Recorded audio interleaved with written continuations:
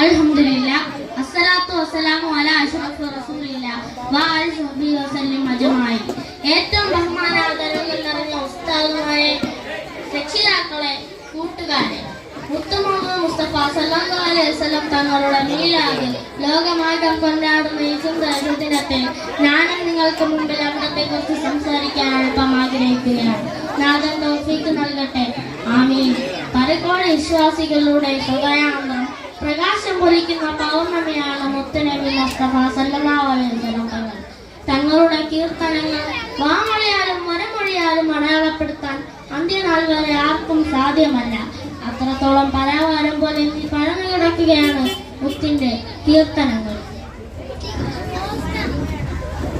അല്ലാഹു സുബ്ഹാനഹു വ തആല തന്നെ പറഞ്ഞല്ലോ, നബിയെ, അങ്ങയുടെ കീർത്തി നാം ഉയർത്തിയിരിക്കുന്നു എന്ന്. അതെ, ആ കീർത്തന പൂർത്തീകരണം അസാധ്യം തന്നെ. അല്ലാഹു സുബ്ഹാനഹു വ തആല